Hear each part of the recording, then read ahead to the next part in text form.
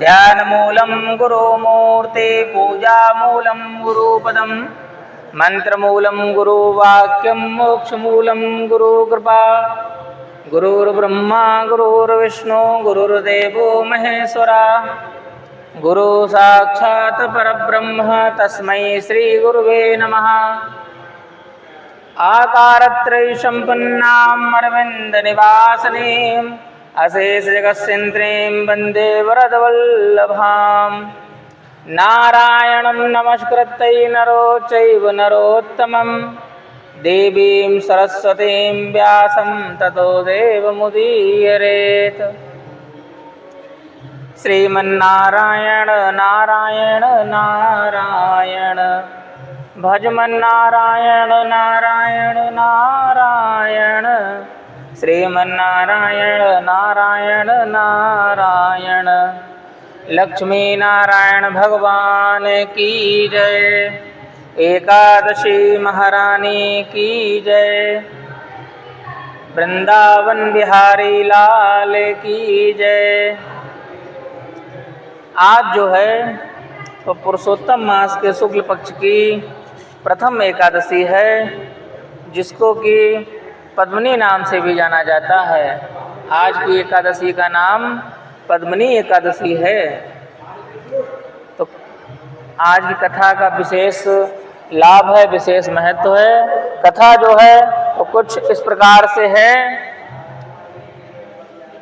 कि तमाम कथाएं, एक वर्ष पर्यंत तक की कथाएं सुनने के पश्चात में धर्मराज महाराज युधिष्ठिर ने कहा कि हे जनार्दन, अब कृपा करके अधिक मास अर्थात मल मास के शुक्ल पक्ष की एकादशी के व्रत की कथा सुनाइए। इस एकादशी का क्या नाम है, क्या पुण्य फल है और क्या विधान है। भगवान श्री कृष्ण कहते हैं, हे राजन, अधिक मास शुक्ल पक्ष की एकादशी का नाम पद्मिनी है।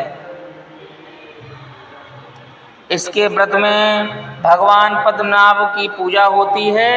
इस व्रत की कथा इससे पूर्व महर्षि नारद से कह चुका हूँ। दशमी के दिन से ही यह व्रत आरंभ हो जाता है, यानी दशमी को ही एक बार खीर का भोजन करना चाहिए।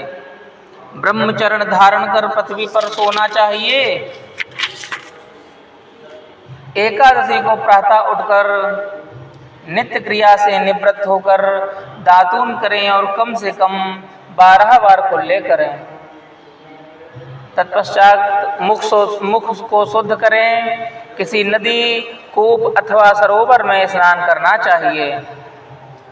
गोमय, मृत्तिका, तिल, कुश और आंवले के चूर्ण से विधिवत स्नान करें। स्नान के पूर्व मृत्तिका का लेपन करें, अर्थात मिट्टी का लेपन करें और प्रार्थना पूर्वक स्मरण करें कि हे मृत्तिके, भगवान ने 12 रूप धारण कर तुम्हारा उद्धार किया है। ब्रह्मा एवं कश्यप द्वारा आप अभिमंत्रित की गई हो, अतः आप मुझे भगवान की पूजा करने की शक्ति प्रदान करो। हे ब्रह्मा के मुख से उत्पन्न होने वाली समस्त संसार को पवित्र करने वाली, आप मेरे अंगों को पवित्र करें और शुद्ध करें। हे शंख चक्र गदा और पद्मधारी देवाधिदेव जगन्नाथ प्रभु, आप मुझे स्नान करने की आज्ञा दें। इस प्रकार कहकर वरुण मंत्र का जाप करते हुए स्नान करना चाहिए।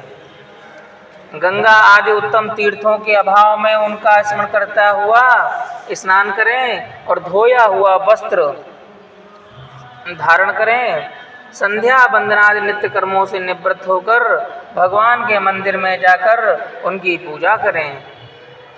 राधिका सहित भगवान की स्वर्ण प्रतिमा अथवा शंकर सहित पार्वती के स्वर्ण प्रतिमा का विधिवत पूजन करें। धान्य के ऊपर कांसे के या अथवा तांबे के अथवा स्वर्ण या मिट्टी का कलश स्थापित कर उसके मुख पर जिस चीज का घट हो उसी का पात्र रख दें, अथवा मिट्टी का घट हो तो मिट्टी का पात्र रख दें, तांबे का घट हो तो तांबे का पात्र रख दें और सुगंधित द्रव्यों और वस्त्र द्वारा अलंकृत करें। तब उसके ऊपर भगवान की प्रतिमा स्थापित करें। विधिवत पूजन करें, पुष्प गंध और ऋतु फलों का यथाशक्ति नैवेद्य लगावें अर्थात भोग लगावें। फिर भगवान के सन्मुख रात भर जागरण करते हुए नृत्य करें, गीत करें, गायन करें।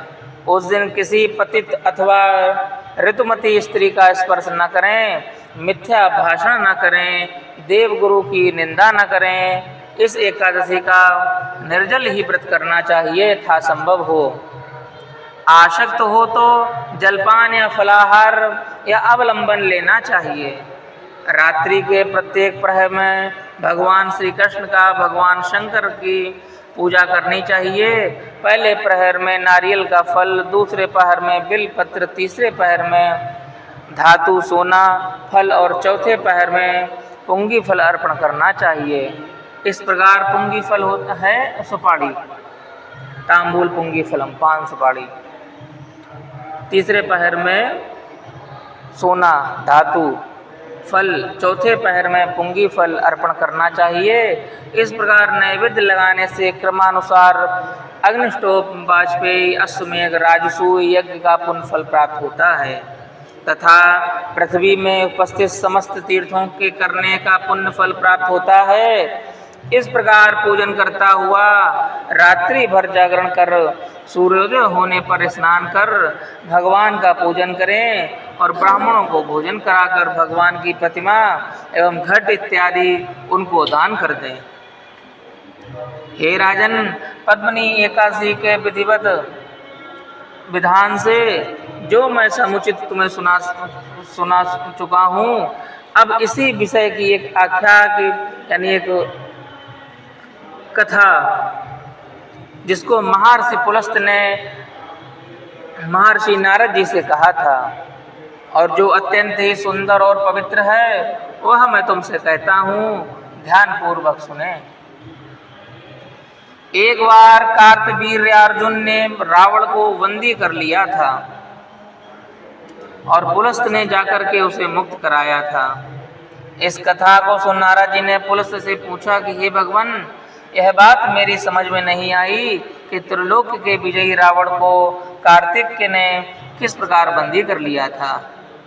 राजन नारद जी के वचन सुनकर के पुलस्त जी ने कहा कि हे नारद, अब तुम कार्तिकेय वीर की उत्पत्ति सुनो, तुम्हारी समझ में आ जाएगा, अर्थात तुम सब जान जाओगे। बंदी किससे बनाया था विष्णु जी? बंदी किससे बनाया था? भगवान शंकर के दो पुत्र हुए, एक हैं गणेश जी, दूसरे हैं कार्तिकेय जी। तो कार्तिकेय जी ने जब रावण को बंदी बना लिया था। रावण त्रेता युग में कृतवीर नामक एक महाप्रतापी राजा हुआ। यद्यपि उसके महल में एक से एक सुंदरी 1000 रानियां थीं, तथापि पुत्र किसी को नहीं था। उस राजा ने महर्षियों के उपदेशानुसार अनेकों राजसूय अश्वमेघ यज्ञ किए, परंतु कोई परिणाम नहीं निकला। तब राजा अत्यंत उदास और दुखी रहने लगा। सोचते सोचते तप करने के लिए जाने का निश्चय कर राज्य का भार मंत्री के हाथों पर सौंपकर तपस्या करने को चला गया। यह समाचार सुनकर उसकी एक रानी, जिसका नाम प्रमदा था, अपना भेष तपस्विनी का बनाकर राजा के साथ निकल पड़ी। वन में जाकर राजा ने 1000 वर्ष पर्यंत तपस्या की, मगर कोई फल प्राप्त नहीं हुआ। यह देखकर प्रमदा को दुख हुआ। एक दिन वह अनुसुईया के आश्रम में जाकर उनको प्रणाम करके उन्हें अपना समस्त वृत्तांत कह सुनाया।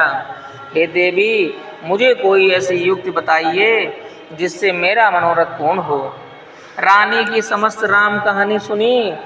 देवी अनुसुईया ने कहा कि तुम अधिक मास जो 32वें महीने में आता है, उनमें जो 2 एकादशियाँ होती हैं, पद्मिनी और परमा, यह दोनों ही एकादशियाँ अतुल और अक्षय फल देने वाली हैं। अस्तु, तुम इन दोनों ही एकादशियों का व्रत कर भगवान का पूजन और भजन कीर्तन कर रात्रि में जागरण करो, तुम्हारी मनोकामनाएं अवश्य पूर्ण होंगी। रानी देवी अनुसुईया से व्रत का विधान सुनकर अपने आश्रम में आई और पद्मिनी का व्रत निराहार और निर्जल रह करके रात्रि भर जागरण कर कीर्तन किया। व्रत के समाप्त होते ही भगवान कमलनाथ प्रकट हुए और रानी से कहा कि हे मनुष्यनी, वर मांगो। रानी ने भगवान को दंडवत प्रणाम किया और हाथ जोड़कर अनेक स्मृतियों के पश्चात कहा, हे देव, यदि आप प्रसन्न हैं तो मेरे पतिदेव की इच्छा पूर्ण कीजिए। रानी के ऐसे वचन सुनकर भगवान ने राजा से कहा कि हे राजन, तुम्हारी स्त्री ने पद्मिनी का व्रत करके मेरी आराधना की है, पूजन किया है। अस्तु, मैं प्रसन्न होकर कहता हूँ कि तेरी जो भी कोई इच्छा हो वह वर मांगो। भगवान के ऐसे वचन सुनकर राजा ने कहा, प्रभु, यदि आप सचमुच ही मेरे प्रसन्न हैं तो मुझे कोई ऐसी संतान दीजिए जो सर्वश्रेष्ठ और आपके सिवा और किसी के हाथ से न हारने वाली न मरने वाली हो। राजा के ऐसे वचन सुनकर भगवान तथास्तु कहकर अंतर्ध्यान हो गए। राजा भी प्रसन्न हो गए। रानी को साथ लेकर अपनी राजधानी में आए। यथा समय रानी प्रमदा के गर्भ में कार्तवीर्य का जन्म हुआ, जिससे समस्त तीनों लोकों में जिनके समान कोई नहीं था। यही कारण है कि उसने रावण को बंदी बना लिया। इस प्रकार कथा कहकर पुलस्त ने नारद से कहा कि इसमें आश्चर्य की कोई विषय नहीं है। पद्मिनी एकादशी का महान प्रभाव ही ऐसा है। श्री कृष्ण कहते हैं कि राजन, इस व्रत को तुम भी बंधु बांधवों समेत सुना करो, श्रवण किया करो, श्रवण कराया करो, तुम्हारा कल्याण होगा। भगवान की आज्ञा अनुसार महाराज युधिष्ठिर ने भ्राताओं सहित इस व्रत को किया।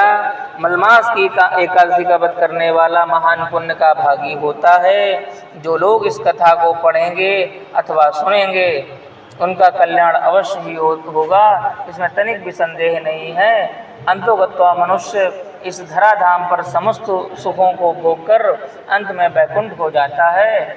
इसी के साथ में आज जो ये पद्मिनी एकादशी का व्रत की कथा है वो यहीं संपन्न होती है।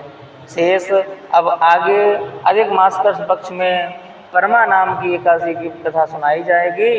बोलो एकादशी महारानी की जय, एकादशी महात्मा की जय, लक्ष्मी नारायण भगवान की जय। जय जय श्री राधे।